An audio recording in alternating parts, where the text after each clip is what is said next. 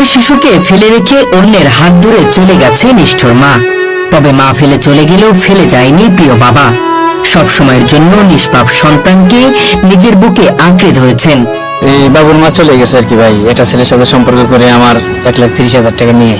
পৃথিবীতে সবচেয়ে নিরাপদ ও আপন ব্যক্তিটি জন্মধারিণী মা, কিন্তু সেটাই যেন নিষ্পাপ শিশু মিরাজের ক্ষেত্রে ভুল প্রমাণিত হলো। আমরা পুরুষরা অতি বিশ্বাস তো করি তো মহিলাকে, কারণ মা জাত না, তো বিশ্বাসের উপর সে আমার কাছে একটা মোবাইল দাবি করছে। আমি একটা মোবাইল নিয়েও দিছি 27,000 টাকা দিয়ে। আমি অটো চালাই কয় টাকা পাই ভাই? আমি মোবাইলও কিনে দিছি 27,500 টাকা দিয়ে একটা মোবাইল কিনে দিছি। মোবাইল কিনে দেওয়ার 15 দিন পরেই বাসায় যেয়ে দেখি যে আমার সন্তানও নাই, আমার পরিবারও নাই। যে ঘরের দরজা আমার সবসময় থাকে চাপা নাই কিংবা ঘরের দরজা লাগানো থাকে, সেই ঘরের দরজা এখন পুরো ফাঁকা। ঘরের দিকে তাকায় দেখলাম যে কোনো জামা কাপড় একটাও নাই। ফট করে আমার মনটা বেঁধে গেল কামড় খাওয়ার পরে আমি কি করলাম, তোষক জাগাইলাম। তোষক জায়গায় টাকাটা দেখলাম যে টাকাও নাই। সন্তানদের বাবারা ফেলে চলে গেলেও কখনো ফেলে যায় না মা, আমরা এমনটাই শুনেই বড় হই। কিন্তু বাস্তবতা কখনো কখনো এতটাই নির্মম হয় যে সেই বিশ্বাসকেও ভেঙে চুরমার হয়ে যায়। এই সন্তানটারে নিয়েই এই বিষয়টা এসে বেরিয়েছি যে গাড়ির তলে মাথা দিয়ে মরে যাবো। আর ওপরে নিজেকে নিজে প্রশ্ন করলাম যে আমি যে মরে যাবো, তো আমার সন্তানটা কি হবে? অনেক সময় আত্মহত্যা করতে চেয়েছে। হ্যাঁ চাইছি, কিন্তু আমার সন্তানটার মুখের দিকে তাকাতে পারলাম না। দুধের শিশু মিরাজের মায়াবী মুখের দিকে তাকালে যে কারো হৃদয় গলে যাবে, অথচ সেই নিষ্পাপ শিশুটিকেই ফেলে রেখে তার মা অন্য এক পুরুষের সাথে নতুন জীবন শুরু করেছে। নারী কন্যার পুরস্কার আপনাদের কাছে হাত জোর করে মাপ চাই। আপনারা যা ডিসিশন নেওয়ার সন্তান হওয়ার আগে নেবেন, সন্তান হওয়ার পরে নেবেন না। কারণ দোষ আপনি করছেন, আমি করছি, কিন্তু সন্তান করা কখনো দোষ করে নাই। তাহলে জানিয়ে শুনে সন্তানটারে তিনটা বানান। কতটা নিষ্ঠুর, কতটা নির্দয় হলে একজন মা নিজের বুকের ধনকে এভাবে ছেড়ে যেতে পারে? এই প্রশ্ন আজও উত্তরহীন। ছোট্ট মিরাজ এখনো বোঝে না পৃথিবী কি, ভালো মন্দ কি, ভবিষ্যৎ কি।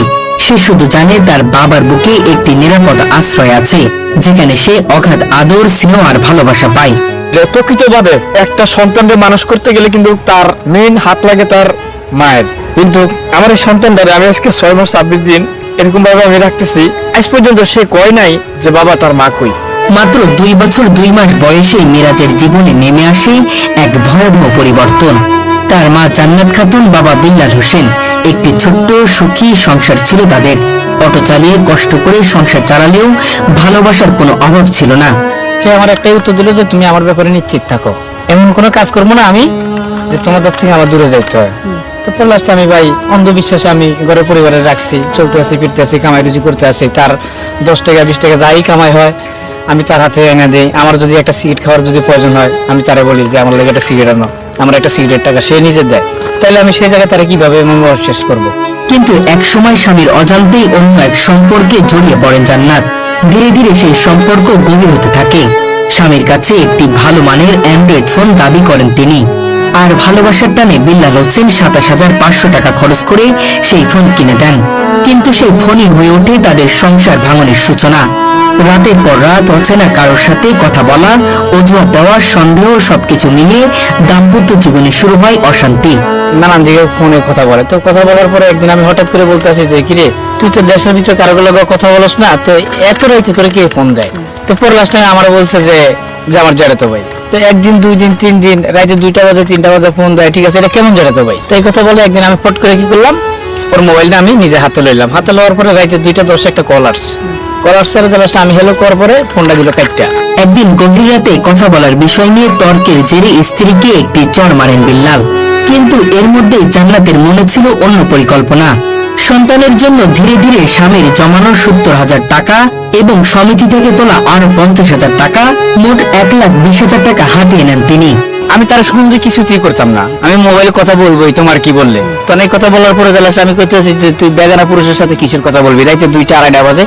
এই কথার পরে ভিত্তিতে আমি তারে একটাই থাবড় দিয়েছি, 2 টাকা দেই নাই। ওই থাবড়টা ওই রাইতে দিছি, যেদিনকে সকালবেলাও যাবে সেদিনকে রাইতেই থাবড়টা দিছি আমি। এই কথার ভিতরে আমি থাপ্পড়টা দিয়ে আর কি নিজে ব্যাক করে গেলাম যে রে রাগের মাথায় তার একটা থাবড় দিলাম, কখনো কই নাই যে এখান থেকে সরে ওই জায়গায় যাইতে, অত সাইজকে একটা থাবড় দিয়ে বললাম ভাই নিজের থাবড় দিয়ে আর কি নিজে কখন অনেক পস্তাইছি। একদিন সুযোগ বুঝে স্বামীকে বাহিরে পাঠিয়ে নিজের সন্তানকে নিয়ে অন্য পুরুষের হাত ধরে পালিয়ে যান। বাড়ি ফিরে বিল্লাল হোসেন দেখেন তার পৃথিবী ফাঁকা, না আছে স্ত্রী, না আছে সন্তান। সেই মুহূর্ত যেন আকাশ ভেঙে পড়ে তার মাথায়। অন্যের মাধ্যমে ফেসবুকে পোস্ট করে খোঁজ করতে থাকেন তিনি। মাত্র 18 থেকে 20 দিন পর তাদের হদিশ মিলে। সেখানে গিয়ে দেখেন তার স্ত্রী ইতিমধ্যে অন্য একজনকে বিয়ে করে ফেলেছে। কিন্তু আরো নির্মম সত্য অপেক্ষা করছিল তার জন্য। বিল্লাল সেখানে পৌঁছালে তার স্ত্রী ও নতুন স্বামী পালিয়ে যায় আর ফেলে রেখে যায় ছোট্ট মিরাজকে। দূর থেকে বাড়িটা দেখা দেওয়ার পর আমি ওই বাড়িতে গেছি, দরজাটা লক করানোর আগে দেখি সেই ঘর থেকে বাইরেছে। ঘর থেকে আমার এবার সে আগে বাইরেছে, তারপরে ওই যে ছেলেটা বাইরেছে। বাইরানোর পরে দুজনে আমার চেহারার ফেস নজর খাইছে। নজর খাওয়ার পরে তারা দুজনে দুই দিক দিয়ে দিছে দৌড়। আমার সন্তানটা বাইরেছে। বাইরানোর পর আমার সন্তানটা আমার দেখে, ভাইয়া কি বলবো আপনাদেরকে, সে আমার দিকে দৌড়াইয়া বাবাকে যে জাবরে দিয়েছে, এখন আর ছাড়ে না। তারা আমার তো আর সম্ভব না যে তারা থুইয়া যে দৌড়াইয়া যায় তারা ধরবো। স্থানীয় লোকজন জানায় নতুন স্বামীর হাতে নির্মম নির্যাতনের শিকার হচ্ছিল এই শিশুটি। সামান্য কারণে মারধর করা হতো শিশুটিকে। বলার পরে জেলা সে কইতেছে, হয় এখানে তার স্বামী আছে, আজকে মাস দেড়েক ধরে এখানে ঘর ভাড়া নিছে, এখানে থাকতে আছে। তবে দুঃখের বিষয় কি ভাই, একটা ছেলে আছে লোকে, ছেলেটারে সকাল বিকাল যে পুরুষটা ওই পুরুষটা মারধর করে। দোকানপাটে নিলে একটা জিনিস চাইলে মারধর করে। সেই অবস্থায় নিজের সন্তানের কান্না আর নির্যাতনের কথা শুনেই আর এক মুহূর্তেই দেরি করেননি বিল্লাল। ছেলেটিকে বুকে জড়িয়ে নিয়ে ফিরে আসেন ঢাকায়। এরপর শুরু হয় এক বাবার একক যুদ্ধ। একদিকে জীবিকার তাগিদ, অন্যদিকে সন্তানের দেখভাল। দুটো দায়িত্ব একসাথে কাঁধে তুলে নেন তিনি। এই বাচ্চাটা নিয়ে আর কি আমি বর্তমানে অটো চালাইতেছি। নানান মানুষই নানান প্রশ্ন করে, কিন্তু এক কথায় সবাই বলে দিই যে বাচ্চার মা মারা গেছে। আমি কি করবো ভাই, লজ্জার বিষয় মেয়েরা। বাড়িতে দেখার মতো কেউ না থাকায় বাধ্য হয়েই ছোট্ট মিরাজকে সঙ্গে নিয়ে অটো চালাতে বের হন। কখনো এক হাতে হ্যান্ডেল আর এক হাতে সন্তান, কখনো বুকে চেপে ধরে আবার যাত্রী ওঠানামা করান। এই দৃশ্য যে কারো হৃদয়কে নাড়া দিয়ে যায়। বাচ্চার কারণে অনেকে গাড়িতে উঠতে চান, আবার অনেকে বাচ্চা দেখতে আর জিগায়ও না। আমি জিগাই যে ভাইয়া কই যাবেন, কিংবা মামা কই যাবেন, আপা কই যাবেন, ভালো মন্দ আমরা ডাক দিও জিগানে, কিন্তু পার্শ্ববর্তীতে গাড়ির থেকে উঠে লইয়া যায়। তখন মনে হয় কি জানেন, যে আমার বুকটা ফাইরে যদি আমি তাদেরকে দেখাতে পারতাম যে কোন কারণে আমি বাচ্চাটা নিয়ে ঘুরি থাকি। আজ মিরাজের বয়স প্রায় 2 বছর 8 মাস। দীর্ঘ 7 মাস ধরে মা ছাড়া বড় হচ্ছে সে। কিন্তু তার জীবনে মায়ের অভাব পূরণ করে দিয়েছেন তার বাবা। সকালে ঘুম থেকে উঠে ঘরের সব কাজ শেষ করে ছেলের জন্য অপেক্ষা করেন বিল্লাল। ছেলের ঘুম ভাঙলে তাকে আদর করে, খাওয়ায়, পরিষ্কার করে, তারপর তাকে নিয়ে বেরিয়ে পড়েন জীবিকার সন্ধানে। প্রচন্ড রোদ, বৃষ্টি, ঝড় সবকিছু থামাতে পারে না এই বাবাকে, কারণ তার কাছে সবচেয়ে বড় দায়িত্ব তার সন্তান। দুধের বাচ্চা আমি মাঝখান দিয়ে ওই ফিটার লয়ে আর কি 2 লিটার বোতলগুলো আছে না, ওগুলোর ভিতরে মনে করেন ওই 10 টাকা দামের দুধের প্যাকেট, এগুলো 6-7 টাকা প্যাকেট গোলাইতাম। গোলাই আমার গাড়িতে রাখতাম। যখন কানতো তখন ছোট বোতলের ভিতরে ভরে দিতাম, একটা ফিটার লইতাম, এই ফিটারে ভরে রাস্তা খাওয়াইতাম। এখন বয়স হচ্ছে যাই আর 2 বছর 8 মাস। বিকেলে বাড়ি ফিরে তিনি আবার হয়ে যান একজন মা। নিজ হাতে ছেলেকে গোসল করান, তেল মাখান, পরিষ্কার কাপড় পরান, খাওয়ান, ঘুম পাড়ান। প্রতিটি কাজে যেন মায়ের ছোঁয়া খুঁজে পাওয়া যায়। সন্ধ্যার আগে আবার অটো নিয়ে বের হন, কারণ পরের দিন খাবার জোগাড় করতে হবে। এভাবে দিন রাত পরিশ্রম করে চলেছেন তিনি। আমার কোনো কষ্ট থাকে না ভাই, সন্তান যখন হাসিটা দেয় আর হাসি মুখ উঠটা যেন আমার দিলে বাবা এটা দাও, আমি তখন বিশ্বাস করেন কিনা জানি না, আমার কাছে টাকা যদি নাও থাকে আমি আর কোন থেকে 10 টাকা নিজে ভিক্ষা হিসাবে এলেও তারে আমি চালানোর চেষ্টা আছি, তার হাসি খুশিটা ধরে রাখবার চেষ্টা আছে। একসময় হতাশায় ভেঙে পড়ে আত্মহত্যার কথা ভেবেছিলেন বিল্লাল হোসেন, কিন্তু প্রতিবারই ছোট্ট মিরাজের মুখের দিকে তাকিয়ে সেই সিদ্ধান্ত থেকে ফিরে এসেছেন।